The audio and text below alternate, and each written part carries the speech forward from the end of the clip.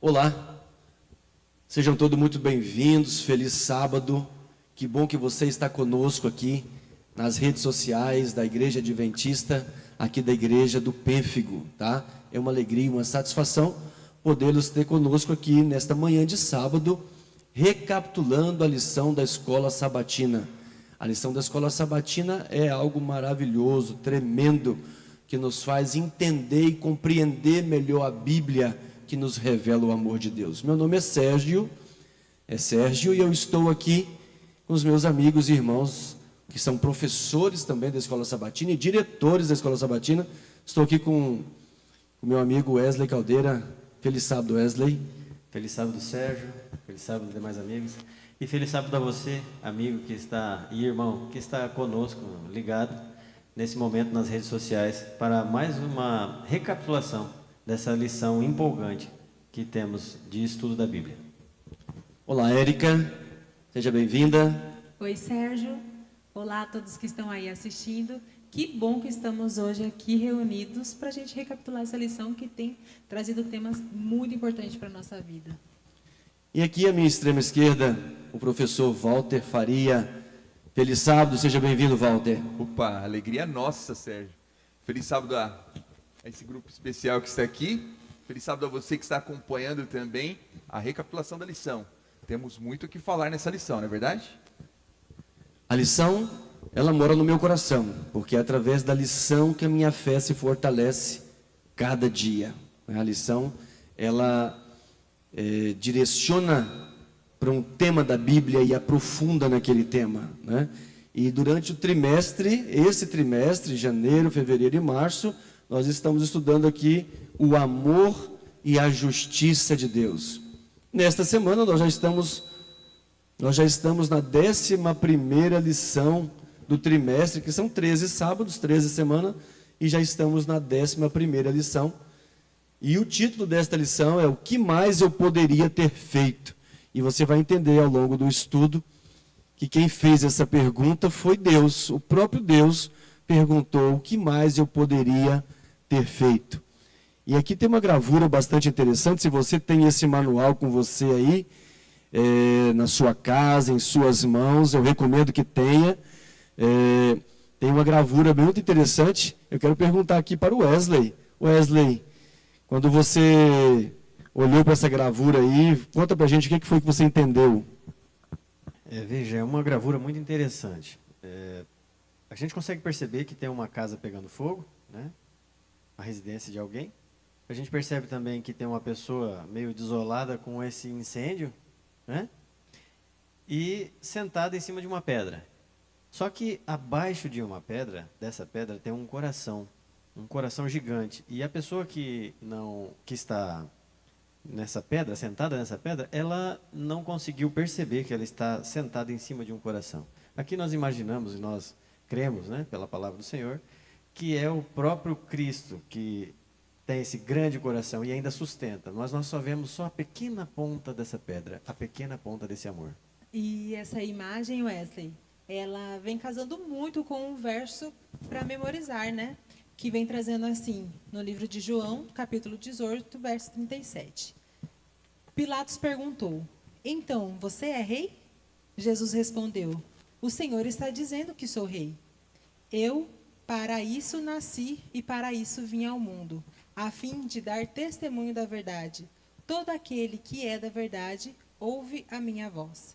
Então, essa imagem, juntamente com o título, né, o que mais eu poderia ter feito, veio trazendo todo esse contexto. Porque o que Jesus fez, ele nasceu neste mundo para dar o testemunho da verdade. E todo aquele que é da verdade ouve a voz de Deus. Então, o verso áureo, ele já começa a responder essa pergunta que o título da lição dessa semana traz, né? E tanta ilustração, quanta história, né? O autor, eu fico pensando na criatividade que tem esses autores, né? O cara que desenha isso, ele conseguir transmitir todo um conteúdo em apenas um simples desenho, né? E aí é que a pessoa que está sentada naquela pedra, que na verdade é um coração, ele só está, parece que lamentando aquela casa pegando fogo. É porque ele só consegue ver isso. Mas Deus consegue ver o todo. E é isso que a lição coloca, né? E aí tem uma historinha também aí, professor Walter. Conta pra gente essa historinha de sábado que é bastante interessante. É verdade, Sérgio. A lição traz pra gente a história de um pré-adolescente chamado Denis, na época da Idade Média. E aí vem até dar um pouco da ilustração, Sérgio, trazer um pouquinho, né, da reflexão dessa ilustração quanto a essa história. O menino estava focado na maldade que o rei tinha feito, que ele pensava, porque ele foi separado dos pais. Ele foi separado dos pais por causa de uma praga que aconteceu, uma doença gravíssima, que era a peste negra. Só que ele não sabia que o rei tinha separado os pais dele, ele nunca mais viu os filhos, o filho nunca mais viu os pais, porque o rei separou a família, ele era um filho adotivo, e ao separar ele não teve contato mais. Só que infelizmente não teve esse contato, mas felizmente ele percebeu que a visão que ele tinha era distorcida desse rei. O rei só pensava em fazer o bem a essa família. E ao separar, conseguiu salvar o pai e a mãe. Talvez a nossa visão também está um pouco distorcida do amor e do poder de Deus. A gente senta muitas vezes em cima desse amor poderoso, que é o amor de Deus, e fica olhando só para os problemas. E esquece de analisar realmente esse Deus maravilhoso que a lição veio trazer para a gente. E Deus ainda perguntando, Sérgio, peraí, o que faltou para eu fazer ainda? Deus preocupado no que faltou para ele poder ajudar a alcançar a humanidade. O irmão Walter tocou num assunto, um ponto muito importante. Porque aqui a gente já começa a identificar alguns personagens desse, né? Só trouxe algum relato sobre a peste negra. Eu gosto muito de história, né? Então, a peste negra, na verdade, ela era associada na Idade Média a pulgas e ratos. Então era a qualidade de vida. A qualidade de vida era muito péssima na época, né? E essa doença, ela gangrenava as extremidades do corpo e matava a pessoa em poucas semanas. Isso foi avassalador na Europa, né, na Idade Média. Destruiu 1/3 da população na época que teve essa doença. Agora veja, o rei, de posse de todas as informações, vendo o seu reino e as pessoas a quem tanto ele amava, e que ele jurou assegurar a vida, agora toma uma decisão que as pessoas que já estivessem doentes e fatalmente morreriam, pelo menos não transmitissem isso aos outros. Por isso que ele é associado a esse rei. Teve que tomar uma medida drástica, mas salvou a muitos. Hoje a gente pode compreender um pouco isso, porque nós vivemos há poucos anos uma pandemia, que as pessoas tiveram que se afastar umas das outras. E nós vivemos numa época de pós-modernidade, onde temos todos os recursos. Poderíamos colocar máscaras, desinfetar as mãos, viver em quartos separados, evitar, né? Mas naquela época não, existia a peste negra, que era transmitido de um para o outro. A atitude do rei era sábia, né? Mas o menino ficou odiando o rei por muito tempo. E é interessante, porque a lição usa essa ilustração, porque o menino odiava o rei porque não sabia da verdade. E a lição vem trazendo justamente isso, trazendo para o conflito cósmico que existe, que nós não podemos ver a olhos nus, mas que começou lá no céu, o diabo, o usurpador, o inimigo de Deus, o mentiroso, ele começa a levantar suspeita do caráter de Deus. O caráter de Deus não é tão bom assim. Deus não é tão bom assim quanto parece. E ele começa a lançar dúvida, então, na mente dos anjos lá no céu. E é isso que a introdução de sábado ela vem trazendo para o restante da lição. Você ia comentar, Walter, diz aí. O ponto-chave mesmo da parte de sábado e dessa história é só realmente um reflexo daquilo que Deus tem feito pela humanidade. E infelizmente o inimigo está aí para poder tentar, usando mentiras ali, permitir que as pessoas duvidem do caráter de Deus. Então a história do menino que duvidava do rei, tinha raiva do rei porque não cuidou dos pais e tirou ele dos pais, é a história que se repete na humanidade. O universo está esperando realmente aquilo que Deus vai fazer para poder entender. Peraí, é um Deus de amor? É um Deus justo? É o Deus que realmente vale a pena eu adorar, eu seguir? E aí? Então a lição, Sérgio, Wesley, Érica, vai estar trazendo tudo isso no decorrer dos outros dias da semana. E vai estar falando sobre o poder de Deus, que é um Deus de amor, mas é um Deus justo. E a lição de domingo, ela fala que Cristo é o vencedor, né? Que o inimigo, ele é o usurpador deste mundo. O reino está nas mãos dele por um pouco de tempo, podendo fazer, como nós vimos na lição da semana passada, ele pode agir dentro de um contexto, dentro de algumas regras, como Deus também está dentro de algumas regras, e como nós vimos na semana passada, a principal regra que nós entendemos que limita a ação de Deus é o livre-arbítrio. É isso aí. Né? Ele não pode invadir o meu livre-arbítrio, como ele não invadiu dos próprios anjos, do próprio Lúcifer lá no céu, e cada um tem a sua escolha, como o nosso ouvinte tem a escolha de decidir, de escolher amar a Deus ou não, de duvidar ou não. A lição mesmo coloca aqui, ó, as Escrituras descrevem o diabo como, né? Aí, queria que você colocasse para a gente aqui, Érica, esse primeiro ponto. Como que as Escrituras descrevem o diabo? Muito bem, Sérgio. Então, aqui vem falando, né? Aquele que desde o princípio engana o mundo inteiro. Então, essa analogia da história do Denis, ela ajudou muita gente a entender qual que é o ponto-chave da lição de domingo. Porque aqui nós vimos, então, um Deus que ele está tendo a sua imagem desfigurada por Satanás nessa terra. Satanás vem mostrando que Deus ele é o enganador, que ele engana o mundo inteiro. E então Jesus Cristo teve que vir a este mundo para que ele pudesse mostrar qual era de fato o caráter de Jesus Cristo. Aqui, Érica, quando você diz que ele é aquele que engana o mundo inteiro, nós temos vários versículos, né, mas um deles, apenas Apocalipse, capítulo 12, versículo 9, diz assim, ó: e foi precipitado o grande dragão, uma antiga serpente, chamada o Diabo e Satanás, que engana todo mundo. Ele foi precipitado na terra e os seus anjos foram lançados com ele. Então ele tem um exército que está trabalhando hoje para enganar você e a mim. Wesley, aqui também tem um segundo ponto, como as Escrituras descrevem o diabo. Você poderia comentar para a gente? Ponto 2.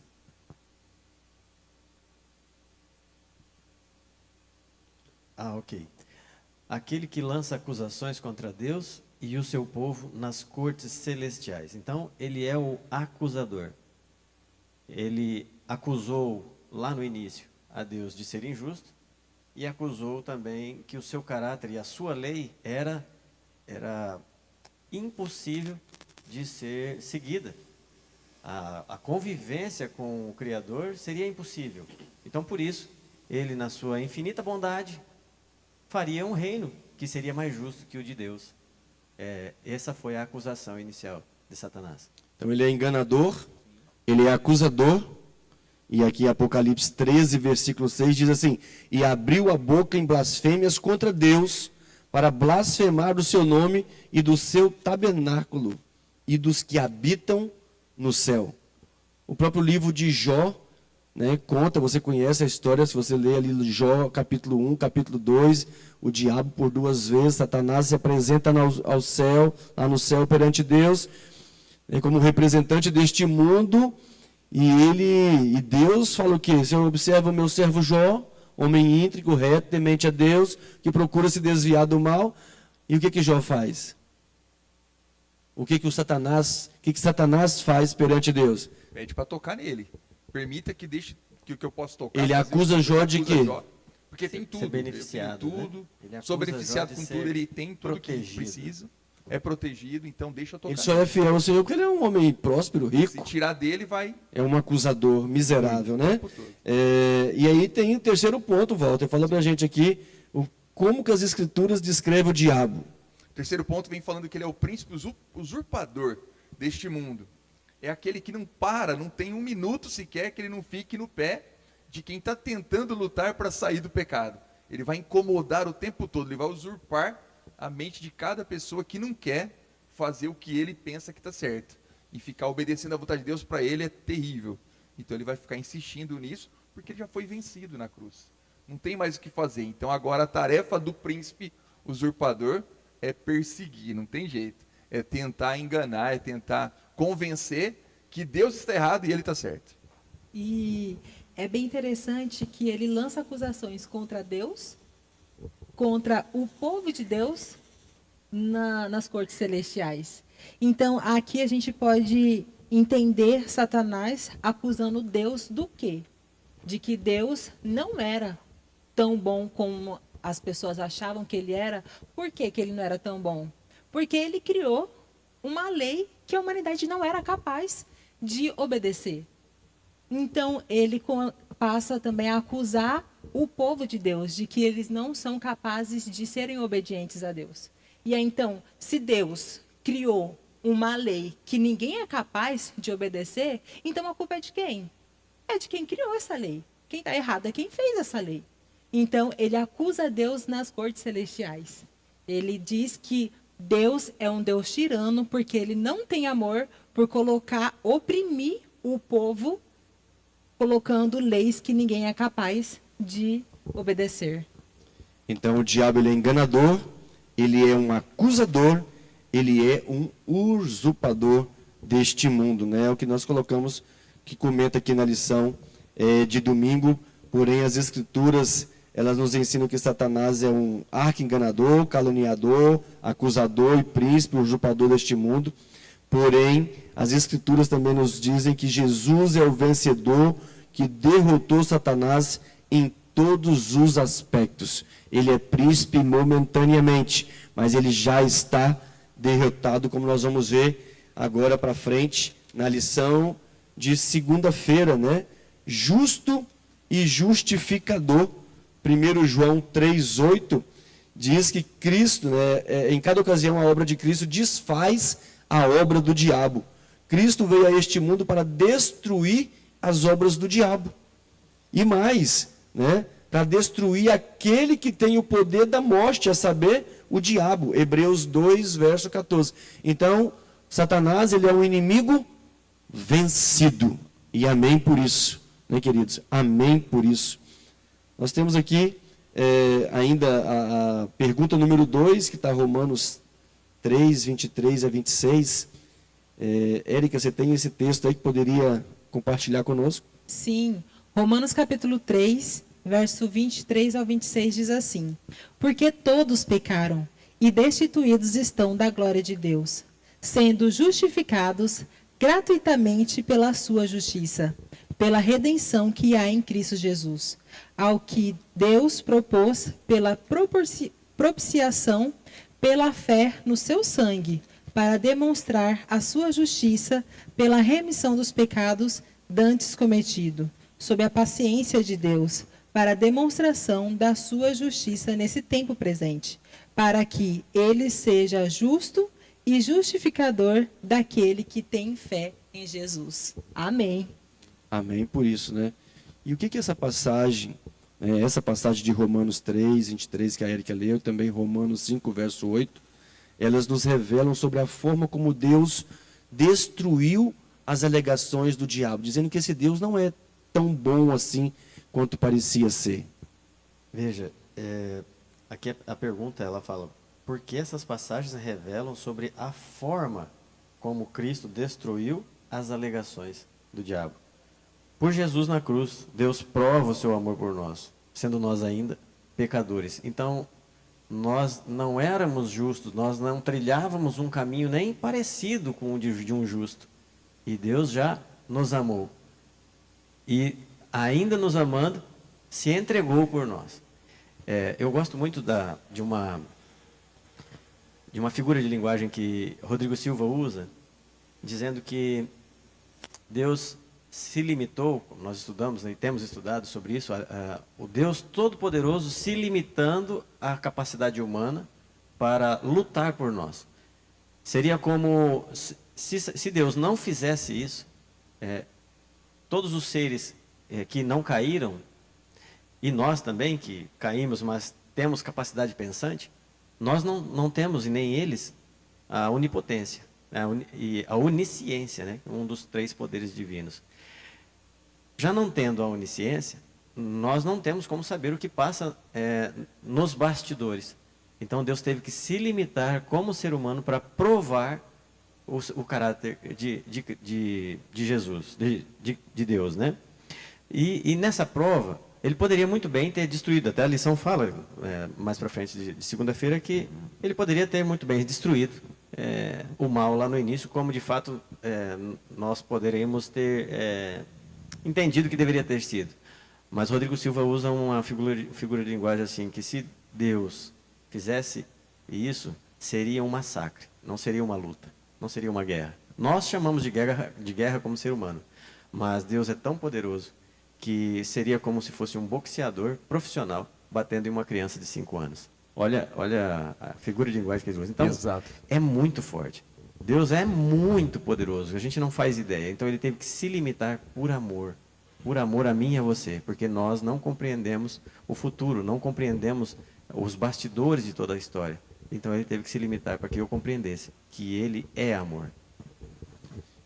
Walter, como poderia um Deus que não é totalmente bom, como era a acusação do inimigo, as alegações dele, as difamações, os burburinhos que ele colocava no ouvido dos anjos e coloca, né? Ainda existe muitas filosofias por aí, muitos livros questionando o caráter de Deus, muitas pessoas. Como poderia isso ser um Deus que não é totalmente amor, mas ao mesmo tempo envia seu único filho? É isso que eu ia tocar no assunto, Sérgio. Imagina você. A Bíblia traz para nós, ela de capa a capa, ela traz para nós muitas histórias que vêm reforçar aquilo que a gente precisa acreditar. É que Deus é um Deus de amor, mas Ele também é um Deus justo. Você, em momento algum, você consegue plantar maracujá e colher uma melancia. Então, em todo momento da história da humanidade, Ele teve que colocar o seu próprio filho. As pessoas acreditam que, ele fez isso porque podia fazer. Era a única coisa que podia ser feita. E Ele sofreu com isso. Talvez as pessoas pensem que Deus não tenha sentimento. É um Deus tirano, carrasco, que é o que o diabo tenta mostrar para a gente. A gente sabe que não é verdade. E aí agora aparece então Deus falando, não, meu filho está aqui, e a única forma de resgatar a humanidade é Ele morrendo. E Jesus estava pronto, desde a criação do mundo, do universo, para que se caso houvesse a falha humana em pecar, Ele estaria pronto a entregar o seu próprio filho. Então como é que pode ser um Deus tirano se deu o próprio filho? Como é que pode movimentar tantas ações, tantas coisas do seu filho, dos anjos, de milagres que acontecem no dia de hoje, e ainda ser considerado alguém justo, alguém que não? Se Ele não tivesse dado livre-arbítrio para todo o universo e tivesse destruído de uma vez só que Ele podia, como foi o exemplo do Wesley, que citou agora há pouco, aí sim, talvez a gente poderia olhar para trás e falar, nossa, não tem amor nenhum nisso que foi feito. Mas não. Ele deu o tempo certo para a humanidade entender através do sacrifício que Ele realmente é um Deus de amor, mas Ele também é um Deus de justiça. E Ele vai também cumprir essa parte quando Ele voltar. A vitória já foi dada na cruz, e agora a confirmação da vitória do universo todo, desse poder e desse amor maravilhoso, vai ser quando Ele voltar. Então, a gente consegue visualizar, voltando àquela história de ver Satanás acusando Jesus, né, acusando a Deus de que Ele era um pai tirano, de que Ele não era um Deus bom como deveria. E aí, quando Jesus Cristo vem a este mundo e Ele morre por nós, neste momento, o Satanás ele é desmascarado. E essa é uma parte muito importante desse estudo, porque nós conseguimos olhar a cruz do Calvário como um palco, não só para nós, mas para todos os mundos criados. Ali estava o Filho de Deus morrendo pelos nossos pecados, e todas as hostes celestiais e todas as hostes do inimigo estavam lá presente, visualizando aquela cena. E quando nós vamos lá para o Jardim do Éden, nós não temos dimensão do tamanho que foi a tentação que os nossos primeiros pais passaram. Quando eles foram tentados pelo inimigo, foi uma tentação muito forte, não é algo simples como uma história que a gente simplesmente escuta desde pequeno. Foi uma tentação severa que eles passaram ali. E tanto é verdade isso que até mesmo os anjos tinham ainda no seu coração uma fagulha de dúvidas em relação a essa situação. Aqui a lição, né, vem trazendo um trecho do Desejado de Todas as Nações, que vem trazendo assim: após a morte de Jesus, Satanás viu que estava desmascarado. Sua administração foi exposta perante os anjos não caídos e o universo celestial. Havia se revelado um assassino, derramando o sangue do Filho de Deus. Satanás perdeu completamente a simpatia dos seres celestiais. Então, até antes da morte de Jesus na cruz, até os anjos não caídos ainda tinham uma certa simpatia por Satanás. Então, naquele momento, ele foi desmascarado. E então, os anjos dos céus e toda a humanidade pode entender que Satanás, ele é um assassino revelado na cruz. E interessante, Eric, eu gostei muito dessa citação aqui da escritora Ellen G. White, né, Desejar Todas as Nações, que você acabou de ler, né? Na morte de Jesus na cruz do Calvário se cumpriu a primeira profecia bíblica de Gênesis 3, versículo 15. Quero compartilhar com você aqui rapidamente. Diz assim, ó, o próprio Jesus proferiu essa profecia: porém inimizade entre ti e a mulher, né, entre a serpente e a mulher, entre Satanás e a igreja de Deus, entre a tua descendência e o seu descendente. Este te ferirá a cabeça e tu lhe ferirás o calcanhar. Quando Jesus foi morto na cruz do Calvário, Satanás ficou conhecido como um assassino e ele feriu o calcanhar de Jesus. Mas através da morte de Jesus na cruz, a serpente foi esmagada a sua cabeça, porque foi mostrado para o universo inteiro o seu verdadeiro caráter. O caráter de Cristo, daquele que ele julgava que não era verdadeiramente bom, tão bom assim, né? E ele veio revelar o Pai. Então, quando a gente fala de Cristo, a gente fala de Deus Pai, Deus Filho, Deus Espírito Santo. Então, a cruz desmascarou o inimigo. Ele picou no calcanhar de Jesus simbolicamente, porque ele foi crucificado, mas ao mesmo tempo, Jesus esmagou a sua cabeça, porque foi revelado o seu verdadeiro caráter. E vindo aqui para terça-feira, né, precisamos adiantar a lição, que o tema é bom, o tema ele é assim, e agora terça e quarta-feira é o tema central da lição, né? Porque o título poderia, né? Como é que é o título aqui? Eu poderia ter feito, o que mais eu poderia ter feito? Uma pergunta que o próprio Deus fez, e ela começa agora a ser respondida dentro de terça e quarta-feira. Fala pra gente, Walter, sobre aqui a vinha que se comenta em Isaías capítulo 5, versículo de 1 a 4. Sérgio, uma ilustração interessante que tem tudo a ver, mais uma vez, com a humanidade. A vinha, na realidade, o dono da vinha é o nosso próprio Deus, que criou o nosso planeta, né? Vamos dizer assim, a vinha é o planeta, a Terra, e colocou ali, então, as vinhas que deveriam ser doces, ser agradáveis, para talvez virar um suco de uva ali integral, né, Wesley? E aí, então, daqui a pouco manda os profetas, né, vão à frente ali para poder direcionar esse povo escolhido, que era os judeus, a raça eleita ali, e daqui a pouquinho eles pegam, terceirizado ali a vinha, né? E aí começa aqueles que terceirizaram, começa agora então a perseguir, a maltratar. Chegam os profetas, são os enviados primeiro, são 2 enviados primeiro que eles resolvem agora então fazer mal, e matam e maltratam.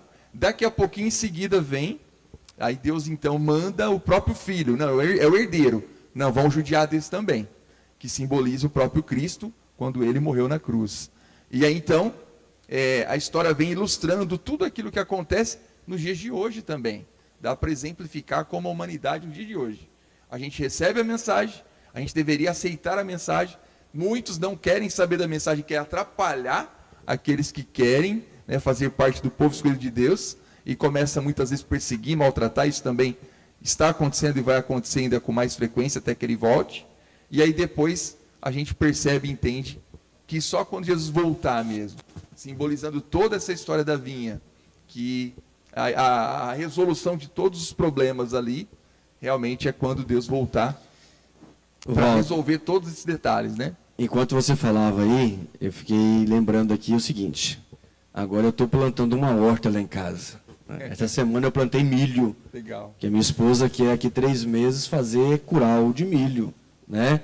Então, fique imaginando você o texto de Isaías, capítulo 5, versículo de 1 a 4, né? Ali o Senhor, então, ele planta uma vinha, ele escolhe os melhores ramos de uvas doces, e ele prepara o solo, ele cerca o terreno, e ele planta. E quando ele espera, então, colher uvas doces, uvas saborosas, só produz uvas o quê? Amargas. Amargas, azedas, né? Ele cuidava do seu povo e esperava receber um povo de coração bom, um povo de coração amável, um povo que guardasse os seus mandamentos, mas, pelo visto, era um povo idólatra, um povo que rejeitava Deus, um povo que era assassino, um povo mentiroso, que dá mau testemunho. E aí, Wesley, enquanto eu estudava essa lição, eu fiquei pensando assim, que tipo de uva eu estou sendo? Porque se eu me comparar com e aí eu me lembrei de Gálatas capítulo 5, né? Gálatas capítulo 5 fala dos frutos da carne e dos frutos do Espírito. Se eu sou um mentiroso, se eu conto falsos testemunhos de alguém, se eu levo fofocas de alguém, eu estou produzindo frutos da carne, eu sou uma uva amarga, uma uva podre, uma uva brava. Não é a uva que Jesus plantou, que esse lavrador aqui, que o Senhor plantou, né? Eu não sei em que mais vocês pensaram quando vocês estudaram essa passagem aqui de Isaías. Comentem para mim. Essa passagem, na verdade, a lição de terça, depois que eu estudei ela, e aí depois eu estudei a lição de quarta, sabe qual que foi a impressão que eu tive? Era como se alguém estivesse filmando algo, só que a imagem estava bem grande e só conseguia enxergar uma parte da filmagem. Porque aqui vem contando a história, né, de uma pessoa que decidiu plantar, né, construir uma vinha, e aí ele investiu tempo, investiu tudo que podia, mas depois vem falando que ela não produziu os frutos que ele gostaria, né? Deu uvas estragadas, uvas podres. Aqui no verso 4 de Isaías capítulo 5, diz assim: que mais se podia fazer a minha vinha, que eu não lhe tenha feito? E como esperando que desse uvas boas, veio a produzir uvas bravas. Então, aqui vem só falando a situação desse homem que investiu bastante, mas trouxe como resultado uvas estragadas. Aí ele pergunta, o que mais eu poderia fazer?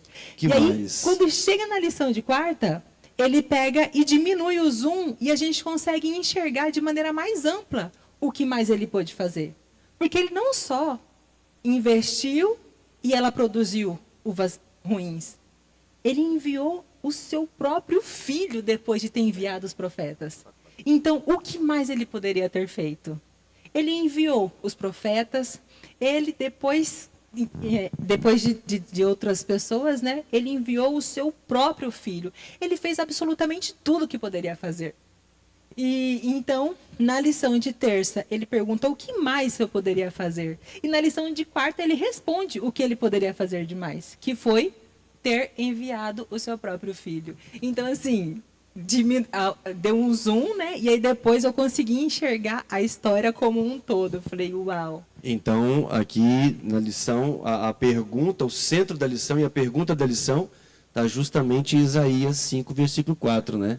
O que mais eu poderia ter feito? Wesley, eu cerquei lá a cerca para os cachorros e para as galinhas não comerem o milho, não estragarem lá. Eu esperei que chovesse e eu comprei o milho tratado, o milho certinho. Não, esse aqui é o milho para plantio. Eu capinei o terreno e agora estou esperando nascer. Tirou as né? pedras, né? E agora eu espero que nasça bons milhos com espigas saborosas, né? O que mais eu poderia ter feito?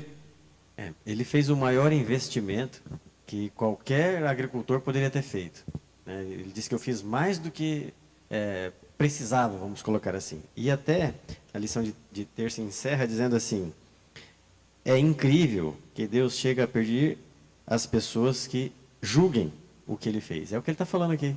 A pergunta, na verdade, é para a gente responder. Eu fiz tanta coisa por você, Wesley. O que mais eu poderia fazer? Você, amigo que está em casa agora, meu irmão querido, Deus fez tanto por você. O que mais Ele pode fazer para que você o aceite, se já de fato não o aceitou? Essa é a pergunta.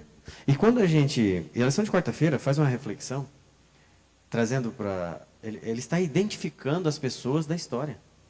Aqui o lavrador, o agricultor é o nosso Deus, que fez todo o possível e o impossível.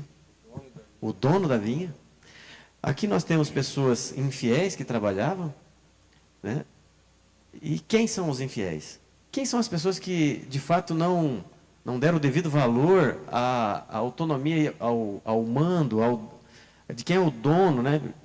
Eles eram apenas pessoas que estavam... os locatários, né? Eles eram os locatários. Eles não eram os donos, mas tratavam-se como se fossem donos. Era como se Deus estivesse dizendo assim: a igreja é minha, daquela época, Jesus contando, porque agora nós estamos em Mateus capítulo 21, Jesus talvez estivesse se referindo aos que se julgavam dono da igreja, donos da fé, os líderes religiosos, né? Porque quando vinham os profetas para pregar ao povo, para falar para o povo, o que eles faziam com os profetas? Eles matavam os profetas. Então, Jesus diz assim, porque ele tinha terceirizado, né? Terceirizado a vinha dos lavradores. Então, quando vinham os servos do seu senhor, os lavradores pegavam e matavam, né? E aí, então, o Senhor falou assim: já que eles estão fazendo isso, eu vou mandar o meu próprio filho, porque o meu próprio filho eles vão respeitar. E o que os lavradores fizeram? Os que tinham arrendado a vinha? Mataram o próprio filho, né? O herdeiro. Eles falando, matando o herdeiro, agora sim, agora... Aí é tudo nosso. É nosso. Então Deus pergunta, né? O que mais eu poderia ter feito? E aí o que o Wesley fez a pergunta para o ouvinte que está nos assistindo agora, estudante da lição, quantas vezes Deus tentou já falar com você enviando profetas? Enviando o próprio Filho, o Espírito Santo, falando ao seu ouvido, com passagem, com textos bíblicos, com mensagens que você recebe no seu WhatsApp, com esta agora que você... e mostrando que Satanás é um inimigo, é um usurpador, caluniador, acusador, mentiroso, que nós vemos só um pouquinho de nada, Deus vê o todo.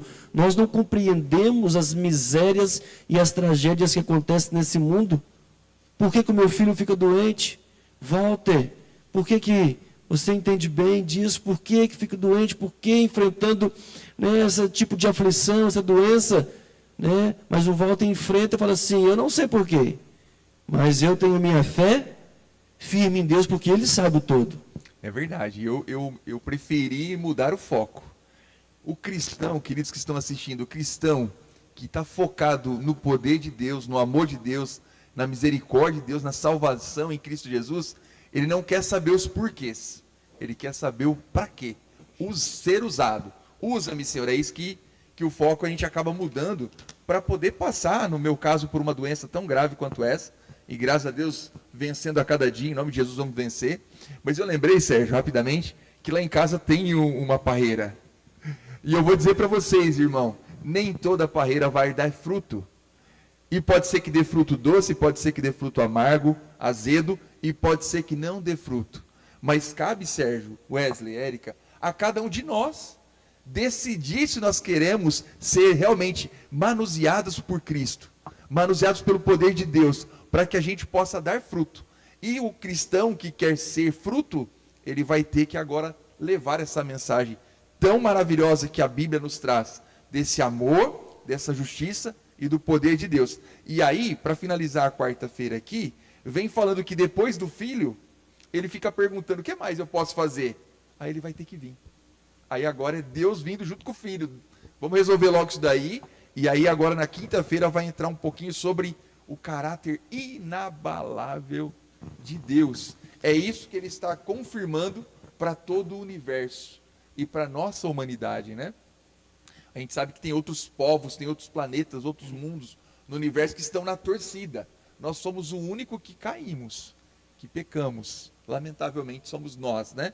Mas daqui a pouquinho estaremos iguais aos outros mundos, sem pecado, sem marca, sem choro, sem pranto, morando com esse que vai vir nos buscar, que é o próprio Cristo. Eu creio que é Provérbios que fala que vale mais o bom nome do que muitas riquezas. E Deus, ele zela pelo seu nome, pelo seu caráter. Deus, ele está com o seu caráter aí à prova, por isso que ele não destruiu o mal, porque ele queria dar tempo para que o mal produzisse os seus devidos frutos. Então a morte, a tristeza, o pranto, a angústia que porventura você que está nos assistindo está sentindo, está sofrendo com isso, tenho certeza que você já perdeu alguém querido, talvez você esteja enfrentando alguma dificuldade, esse mal não é de Deus, é do inimigo, é do mal, e Deus permite que as suas obras sejam reveladas para provar para todo o universo que não presta, mas Deus vai vindicar o nome dele, ele quer o seu nome limpo, e ele vai fazer isso até depois que Jesus Cristo voltar e nós formos para o céu, né, Érica? Porque a lição de quinta-feira falou sobre isso, que os justos vão fazer o que no céu? Os justos, eles vão ter um tempo para poder compreender ainda mais o tamanho desse amor de Deus e as possibilidades que Deus deixou de salvação para todas as pessoas. Deus precisava fazer isso, colocar pessoas para averiguar os livros da vida uns dos outros? Precisava fazer isso? Ele não precisava fazer isso, né? Mas ele quer mostrar para nós o tamanho do amor dele e ele quer mostrar que ele de fato é um Deus de amor e de justiça. Ele não quer deixar nenhuma rusga, nenhuma vírgula de dúvida para todo o universo de que houve em algum momento falta de alguma coisa que ele pudesse fazer por alguém, ou talvez agisse com maldade em alguma coisa. Por isso, quando os justos forem para o céu durante 1000 anos, nós vindicaremos o caráter de Deus. Nós todos, nós podemos escolher estar lá e olhar o livro e falar assim, por que fulano está aqui no céu? Vou olhar o livro dele e lá vai estar dizendo por quê. Por que Beltrano, que parecia ser tão santo, não está aqui no céu? E a gente vai olhar o livro da vida dele e lá vai dizer que ele não aceitou o sacrifício de Jesus na cruz do Calvário, né? Não aceitou Jesus como seu Deus, não reclamou que ele, o sangue dele para remir os seus pecados. Então ele fez tudo, já proveu tudo. Eu sempre ficava pensando muito assim, se Jesus morreu na cruz, e quando ele morreu na cruz, aí sim estava claro, tanto para o céu quanto para os anjos, de que o inimigo, ele é o acusador, de que ele é o assassino. Por que é que nós tivemos que esperar 2000 anos depois do sacrifício de Jesus? Se na morte de Jesus já estava tudo às claras, tudo mostrado, o verdadeiro caráter de Deus e o verdadeiro caráter de Satanás, por que estamos até hoje esperando o quê para Jesus voltar? Muitas vezes eu ficava remoendo essa pergunta, mas é justamente por isso, Sérgio. É para que não possa haver nenhuma dúvida no nosso coração. Esse é o tempo de graça que Deus está dando para que nós possamos entender o tamanho do amor e a justiça que Ele tem por cada um de nós. A lição não poderia encerrar essa semana de uma forma mais bonita e mais santa do que ela encerrou. Ela coloca aqui o Senhor e as suas criaturas quase que em pé de igualdade. Para Deus, em pé de igualdade, porque ele, olha o que ele fala, a lição. O Senhor, em algum sentido limitado, convida meras criaturas para julgar o seu caráter. Olha isso. Nós nos colocamos frente ao Senhor e isso acontecerá. Nós teremos um período de 1000 anos para entender o que aconteceu. Você, meu irmão e meu amigo que está assistindo nesse momento, toda aquela dúvida que você tinha, todas aquelas dificuldades que você passou, o porquê de você ter perdido o emprego sem explicação, o porquê de você ter perdido um ente querido sem explicação, todas essas dúvidas, todos os sofrimentos sem explicação serão explicados. E o Senhor vai permitir que eu e você, criaturas meros seres respiradores dessa terra, né? Consumidores de oxigênio, você e eu julgaremos o caráter puro e santo do Senhor. E aqui ainda mais um ponto na lição de quinta-feira, Apocalipse capítulo 15, versículo 3, o apóstolo João na ilha de Patmos, então eles têm ali várias visões, e visões já dos salvos, lá na Terra Santa, já no céu. João capítulo 15, verso 3, fala assim: e entoavam o cântico de Moisés, servo de Deus, e o cântico do Cordeiro, dizendo: grande e admiráveis são as tuas obras, Senhor Deus Todo-Poderoso. Justos e verdadeiros são os teus caminhos, ó Rei das nações. Porque agora eles não veem mais só um pedacinho da realidade, mas eles contemplam tudo que foi feito, pelo menos já tem uma noção muito maior, né, porque a gente vai estudar o amor de Deus pela eternidade, mas ele já tem uma visão mais ampla e vai falar: Deus é extremamente justo e bondoso, né? E ainda assim, depois da pergunta 7, que na lição fala assim: Deus revela profundo interesse por seu nome, por seu caráter. Por quê? Porque não podemos ter um relacionamento profundo de amor com alguém cujo caráter não confiamos. Por isso, Deus não quer deixar nenhuma dúvida para os habitantes deste mundo, nem para os habitantes do universo. Queridos, para a gente encerrar a lição, alguém quer fazer mais um breve comentário aqui para a gente, então, já ir para o final? Professor Walter, Érica, Wesley, se ainda tem, você gostaria de comentar? A única coisa que eu quero comentar, o meu fechamento aqui, é que, diante dessa pergunta, o que mais Deus poderia ter feito? Mais nada. Mas a pergunta que fica no meu coração agora é: o que eu posso fazer diante daquilo, diante de tudo que Deus fez? Eu quero me entregar a Cristo para que eu possa viver dentro dessa graça. Amém. Amém. Eu ia dizer algo parecido, Wesley. A Érica aproveitou aqui e já disse. Mas, queridos, agora é nossa parte. Não tem para onde correr. É o que nós podemos fazer para ser incluído e participar desse poder maravilhoso do amor de Deus, da graça de Deus, da misericórdia de Deus, para que a gente possa ser alcançado, mesmo em meio a um mundo corrompido e cheio de pecado, mas a gente quer poder estar com Ele quando Ele vier nos buscar nas nuvens do céu. Então a gente agora precisa saber o que nós precisamos fazer. E aí nós, sabendo o que precisamos, e a Bíblia é clara em nos mostrar, é fazer a vontade de Deus, a gente vai também ser alcançado naquele grande dia. E eu quero estar lá, viu, Wesley? Eu não sei se aqueles que estão assistindo querem, eu acredito que sim. E não quero estar sozinho, não, é com a família toda também. Para encerrar também, eu achei muito interessante a lição, trazendo que no fim, todo o joelho se dobrará e toda a língua confessará que Jesus Cristo é o Senhor. Até Satanás e seus anjos, até os perdidos, reconhecerão toda a bondade que o Senhor teve e a parcimônia e a paciência que Ele teve com cada um, né? Até os perdidos. E eu quero deixar aqui para você, meu irmão que nos assiste, meu amigo que nos assiste. Não sei o que você está passando nesse momento. Só você e Deus sabe. Mas não desista. Continue lutando. Continue buscando ao Senhor. Que no devido tempo nós saberemos, nós seremos libertos. E o Senhor continua conosco. Igual aquela imagem que nós tivemos na lição de sábado inicial. Né? Tem um coração, tem um amor. Nós estamos ali só vendo a pontinha desse amor.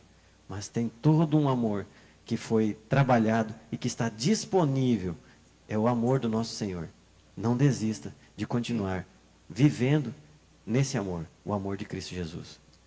Para encerrarmos, um pedacinho da citação que tem aqui na parte de sexta-feira, só um pedaço dela, ela é muito linda. Diz assim: tudo quanto nos tem confundido sobre as providências de Deus será esclarecido no futuro. As coisas difíceis de serem compreendidas terão então uma explicação. Os mistérios da graça nos serão desvendados. Querido, obrigado pela sua atenção. Espero que ao estudar conosco aqui, a recapitular a lição, você possa ter aprendido um pouco mais. Compartilhe essa lição também com seus amigos, com todas as pessoas que você ama. Deus abençoe a todos. Vamos encerrar então com uma oração. Walter, por favor, encerra para a gente. Vamos orar. Querido bondoso Deus e Pai que está no céu e logo mais estará vindo nos buscar, que privilégio, Senhor, poder aprender um pouquinho mais das maravilhas que o Senhor tem feito desde a fundação do mundo, do planeta, do universo. E agora a gente tem a oportunidade de conhecer, vivenciar e levar também para outras pessoas que nós não conhecemos. Amém. Nos abençoa, Senhor, e que sejamos instrumentos em suas mãos. Nos últimos dias que temos vivido, que sejamos luz nesse mundo de trevas. Amém. E que logo mais o Senhor volte para nos buscar. Mais uma vez, Senhor, nos abençoe na condição de teus filhos. Em nome de Cristo Jesus. Amém, Senhor. Amém. E tchau a todos vocês. Valeu.